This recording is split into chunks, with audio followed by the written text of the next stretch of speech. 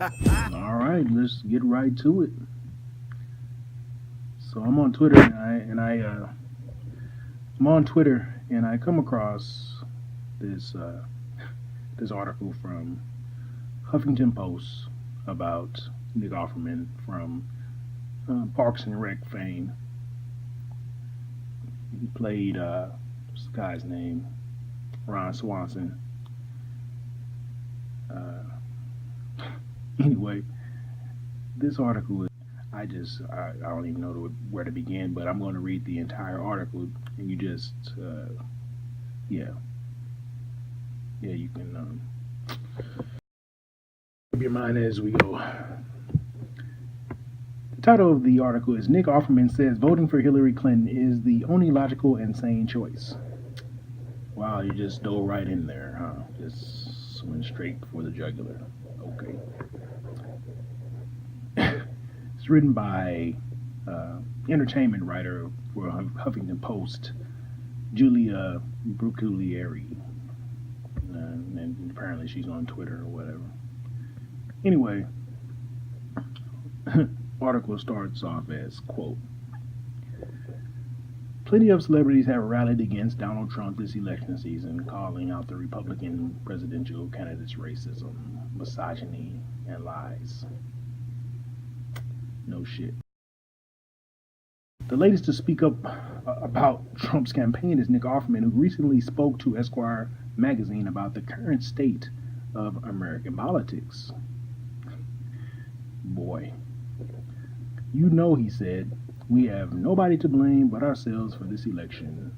And I think it's just fascinating. I mean, I'm not a great political brain, but I definitely have a pretty simple take on politics that involves common decency.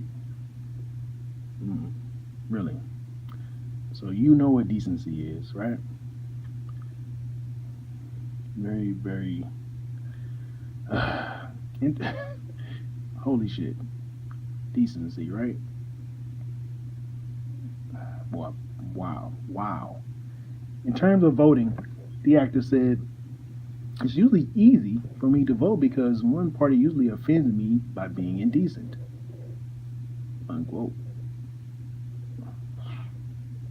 Wow. I mean, at least you could say both parties have offended you by being indecent. I mean, that's the minimum. At least you could say that. You can't even be partial.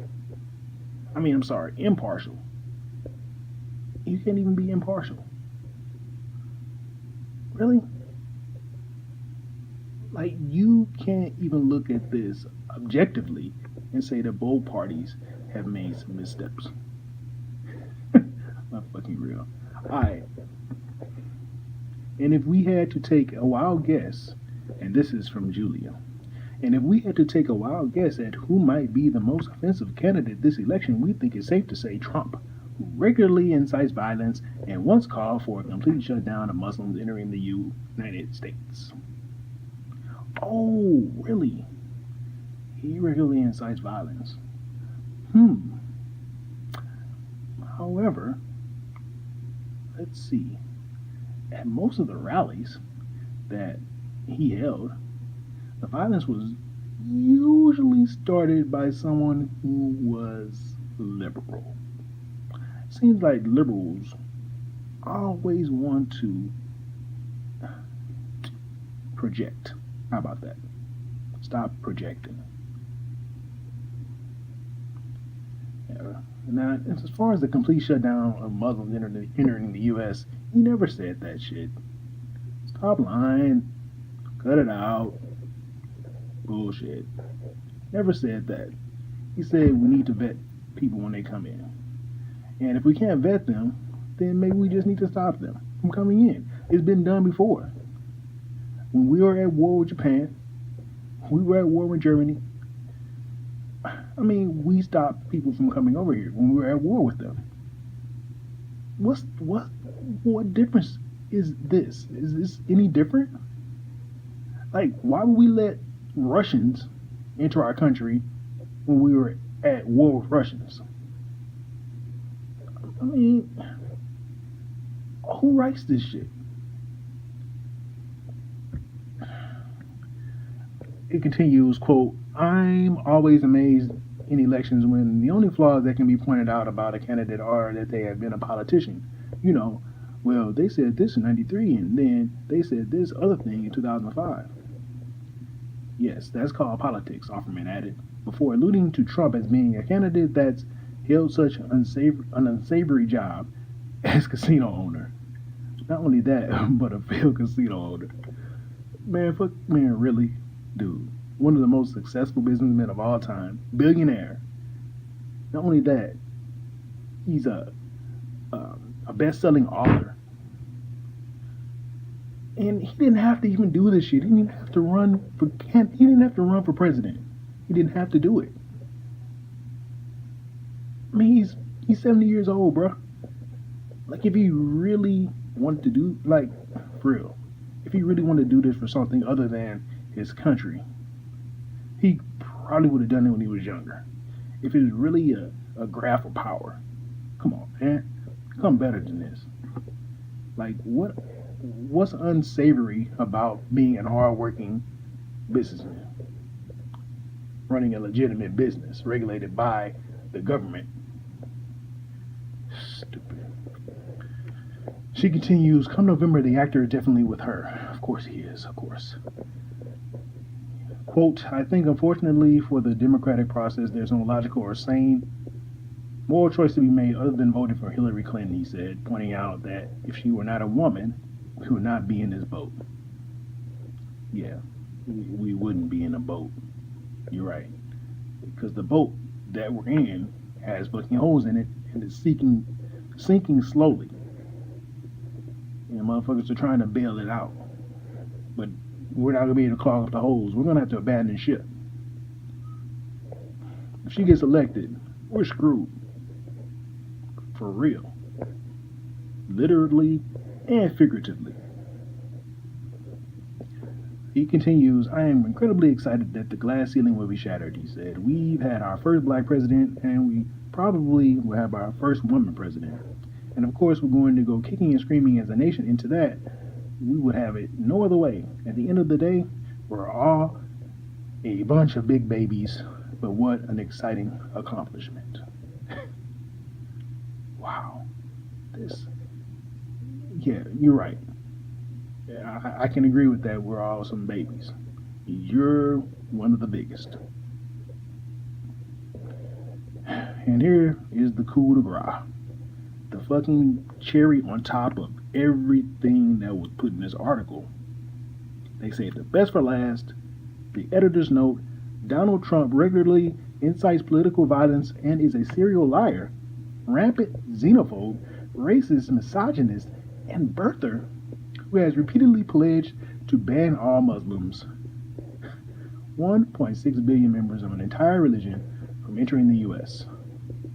Well, first of all, we can't ban 1.6 billion members of an entire religion because a lot of them already reside in the U.S. So you can just shut the fuck up about that. He wasn't talking about deporting people. He was just talking about keeping people out. And like I said, I really don't understand what's so hard about the concept of keeping people out of the country that we're at war with.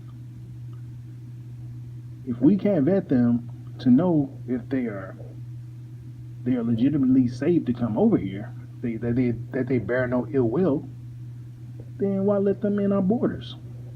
I don't understand what's so hard about that.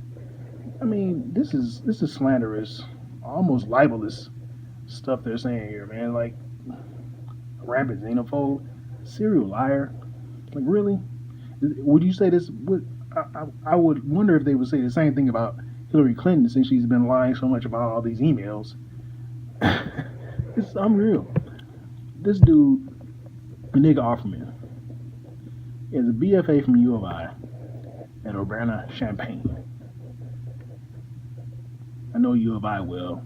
I went to many parties there, matter of fact. But anyway, I digress. Ron Swanson, that's who he played on Parks and Rec.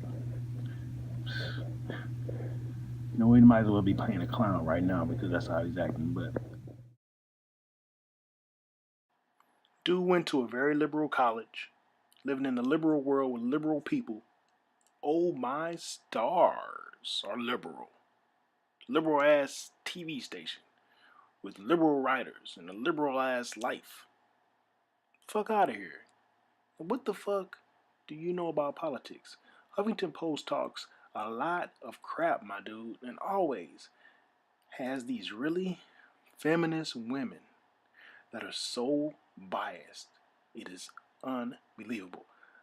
And I'm incredulous as to the gall that you have as a man talking about what you think is awful about Trump when you support a lying ass crone, pantsuit wearing old biddy who can barely hold herself up and has destabilized several countries in her tenure as the Secretary of State. Man, but all y'all talking about is what's logical and sane. It's almost as if Clinton has done nothing and Trump is some type of axe murderer. Is this real life?